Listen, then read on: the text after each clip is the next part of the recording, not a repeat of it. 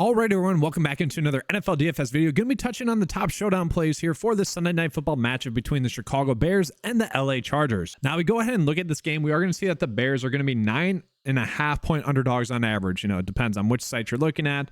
The game over and under is going to be set at about 46 as well. So kind of a decently high scoring game. It's kind of a fun game as well. The biggest question mark is how is the undrafted rookie free agent Tyson Bagent going to play?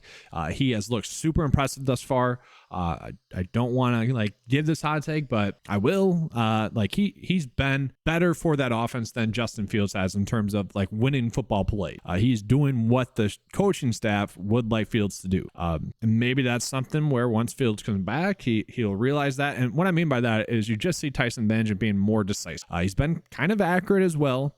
Might not have the best arm strength, and that's probably why he went undrafted, but he has been impressive. I think it's safe to say that. And so for me, I kind of see him as currently, and I want to say that currently because defenses will figure out his weaknesses and then start to exploit it. And that could even happen this week against the Chargers defense that has kind of been a little bit saddening, I will say, in terms of how they've been playing. But like DJ Moore, Darnell Mooney, those players I think kind of get an upgrade with Bagent currently. Looking at the Chargers situation, we do need to get word on Gerald Everett and also Josh Palmer. We look at those two situations, we're going to see that Josh Palmer is considered a game time decision. I will say if he plays, we are just going with him. Now, if Gerald Everett sits, that could actually open up a bunch of value on this slate. And so let's go ahead and look at the snap counts to figure out which value plays we should be going in on. So we're going to see here that Keenan Allen playing a heavy snap share and also Josh Palmer playing a heavy snap share. That is so many snaps that'd be available, including Gerald Everett, who typically plays around,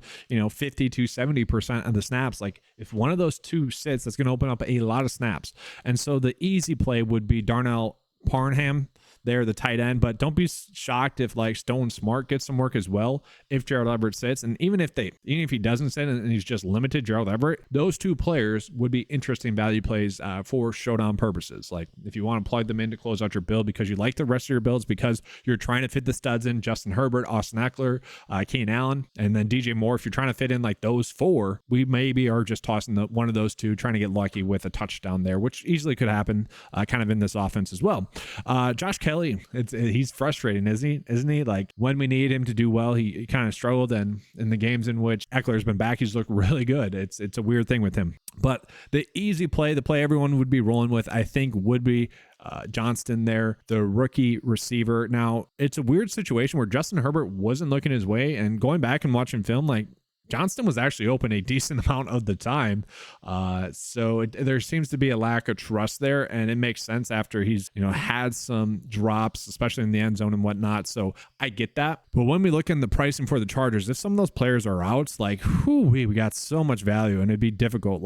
Even Davis, if Josh Palmer's out, he might operate as more of a slot receiver. The nice thing about him is that they have literally been manufacturing touches to him because they like his speed. And so he's someone already on the slate I'd be looking at. If we get news that Palmer is out or even going to be limited, not playing a full snap share, which I hate that with NFL, doesn't really make sense to me. But if we get that news, Davis becomes such a great value play on this slate. And guys, Stone Smart, you would only be playing him to get one reception, and maybe you could get kind of a lucky touchdown grab that typically, I shouldn't say typically, but we have seen Parham get in random games. This game he had 2 against Minnesota. We know it's just lucky. In week 1 got a touchdown, the backup tight end sneaks out the backside, gets a touchdown. That could easily occur, especially in this offense. But Johnston would be the easy kind of plug and play. He'd be forced into a higher target share, but at the same time, I would almost imagine Austin Eckler would get used a little bit more in the passing game. I've mentioned this so much, and it kind of makes me mad when people are shocked at his target share. I'm it shouldn't be shocking at this point. We've seen this throughout Justin Herbert's career, at least the past year and a half now. When Keenan Allen is healthy, we have seen Austin Eckler's target share go down because those short kind of quick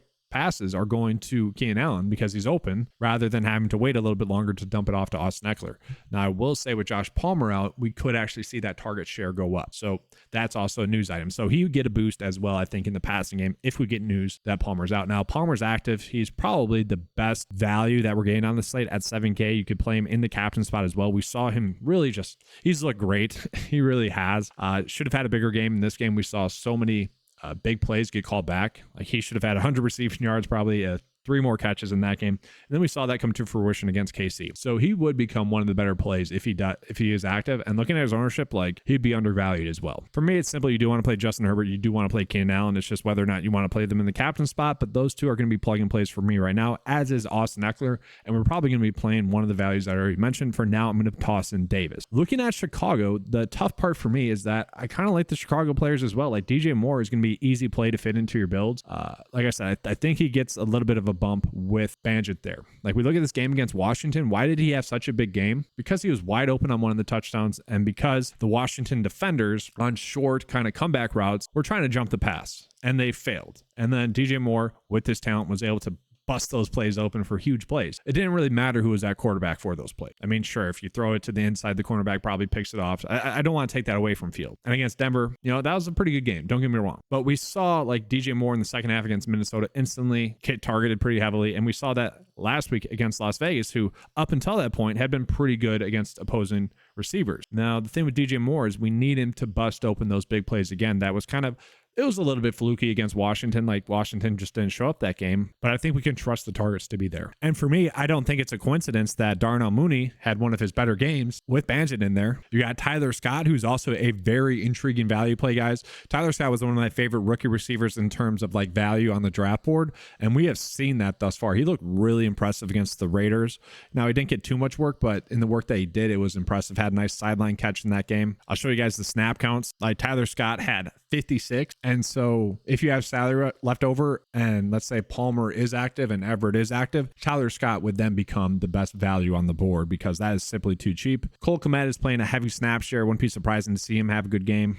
The very interesting part about this game is what they're going to do at running back, because I see this kind of going both ways. A lot of people are probably going to talk up Roschon Johnson, and I don't know if I agree with that. Like watching the film the past 2 weeks with Foreman, he has been super impressive. I mentioned this last week with the Raiders. I mentioned he would be maybe potentially a good value running back play, and obviously that ended up being true. Now, he is playing limited snaps, like 50% of the snaps, and with Johnson back, we could actually see that number come down to 33%. The issue that I have with the Bears is like, we don't know what they're going to do. Like, they obviously liked Johnson a little bit more, and now Foreman has probably looked like their best back, and we're still limited his workload. Now, Darrington Evans looked good as well, and I think that's maybe the biggest takeaway is that the run game for the Bears has actually been pretty darn impressive. And to me, it's a guessing game. Like there's certainly going to be upside there. And I would say Foreman probably a little bit more likely to score a touchdown in this game than Roschon, but the price discount is certainly intriguing. And I would say personally, and I don't trust the Bears coaching staff with this, I would say it should be Foreman. And then that being said, you have Travis Homer, who coming into the season was going to be their kind of pass down catching back. And we didn't see that last week. We actually saw Darrington Evans get used in that. 3 targets, not too big of a game, but he got a heavy workload as well with 50% of the snaps. So it seems like a complete toss up there for the running back position. And with that being said, I don't know if we can really trust any of those plays. So I'm kind of defaulting to like just Banjit and Moore. And like Banjit, I'm kind of fine with. Like he's going to rush the football a little bit. 3 for 24. That was awesome. 21 for 29, just smart with the football. Now, I will say again, like defenses will figure this out. Like he was undrafted for a reason. He's a D2 quarterback for a reason. But thus far, just impressive. And really with him, it's like, can he get us 12, maybe like 15 against the Chargers, who have been the worst pass defense potentially? But the only way I feel like we end up on Banjit is if we are playing DJ Moore. And like had DJ Moore as a captain pick does make a lot of sense to me. And so like kind of giving you guys a build process, this is kind of the conundrum that we're in. It's like you could play Josh Palmer in the captain spot and feel pretty good about it. And then you'd be fading DJ Moore. I don't love that. And like value wise for the Bears, it's like, I don't know, would we want to end up on Darrington Evans? I probably wouldn't. And that's kind of the issue that I face on the slate. So it's more difficult lineup process wise with that. And so here's kind of a decent lineup path. I don't mind. Like if we get news that Everett is out, like Parham Jr. right there is fine. You could also go Darnell Mooney there. Like that's fine. Maybe we get news that Josh Palmer is out. Then you can go to Quintez Johnston there. Yeah, 6.4 left over, which to me is kind of a dead price point range. But you could potentially take the risk with Roschon Johnson. And then if Palmer's out, then Davis becomes an even better value play. So you could just end up on him. Like there's ways to manipulate that some would make sense. It's definitely an interesting slate. I will say let's do one more with kind of trying to fit all the studs in, because I feel like this is a slate in which maybe it's not the most direct lineup path. Now, we've been successful showdown wise this season, like pretty much, I don't want to say dominating every slate, but giving you guys the correct process every slate. So I want to see what that looks like. Like, this is ugly, but I also don't mind it. Like, it kind of works, kind of. Now, maybe if we're doing this, we'd want to go probably Banjit there. You could also go Davis if Palmer's out here. And I was going to say, if we could get here, that'd be an awesome build, just slightly off. So definitely some interesting lineup path. But that is going to be all for this video. Hopefully you guys enjoyed the coverage. If you did, make sure to give a like and subscribe. That is going to be all for this video. If you guys want access to the NFL lineup optimizer, that is available for just $10 a month, as well as all the other good tools available on the website. That's all. Let's have a good slate. And as always, let's keep cashing, guys.